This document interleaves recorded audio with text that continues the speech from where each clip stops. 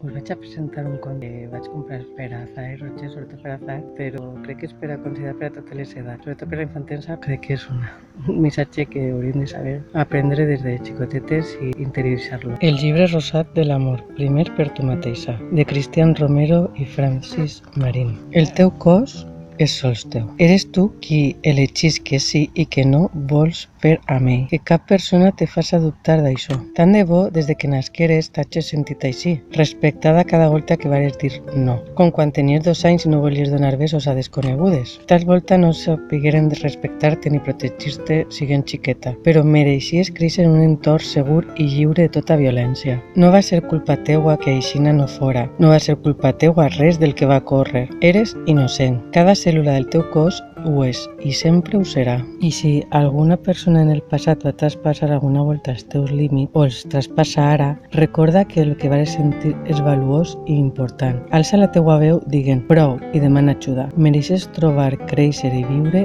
en un entorn segur. No deixes que cap persona te diga que eres una xiqueta bona. Quienes t'ho han dit, a voltes sense saber-ho, tracten d'aconseguir que complisques amb les seues necessitats i els seus desitjos, però no amb els teus. Tampoc eres una xiqueta mala. Les persones que t'ho diuen no poden agafar les teues necessitats, ni entenen el teu dolor o el teu sofriment. Desfés en el teu camí de tota etiqueta. Eres lliure. Estima't completa allà on vagis. El teu meravellós cos, com el de totes les xiquetes, va néixer per a trobar plaer. El sa plaer de tocar-se i ser tocat, des del respecte de la teua voluntat en tot moment. Respecte per la teua voluntat de seguir i respecte per la teua voluntat de parar. Per gaudir del teu cos en companyia, permetiste explorar-te a soles des del joc i amb el plaer com brúixola. La masturbació t'ajudarà durant la teua vida a relaxar la tensió i el dolor. Et permetrà volar de nou quan el teu cos esté tancat i tens davant la vida. Conèixer el teu cos és el primer pas per saber el que sí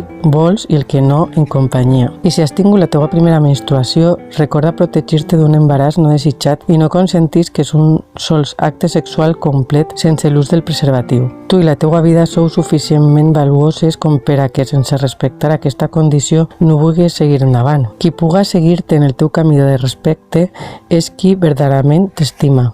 Ens contaren mal el conte. L'amor romàntic és una trampa perillosa. L'amor en parella no és sofriment ni sacrifici. No pot existir allà on hi ha algun tipus de violència. Amar és ajudar a la persona estimada a ser feliç a la seva manera. Mai limitar ni controlar la seva felicitat. Tu ja estàs completa des que vas arribar a aquesta vida. Cap persona està ahí fora per a plenar aquesta bella sensació del buit. I tant de bo que les persones que se creuen en el teu camí t'ajuden a obrir a tot l'amor que hi ha per a tu. Si no te sents estimada, no busques incansable l'amor entre qui no saben respectar-te. L'amor que busques fora lo trobaràs al respectar-te les teues necessitats, les teues emocions i el teu cos. Quan t'estimes i te cuides, succeeix que al teu voltant ocorreixen les coses més hermoses d'estar viva. Però tal volta des de xiqueta no t'has sentit suficientment estimada i les teues ferides de la infantesa encaixen invisiblement a la perfecció amb les ferides de qui tampoc es va sentir suficientment estimat o estimada. I juntes, cegament, us seguireu fent més mal. I si no detens aquesta forma de relació que unís amor condicional i violència, us unireu des del dolor i la falta d'estima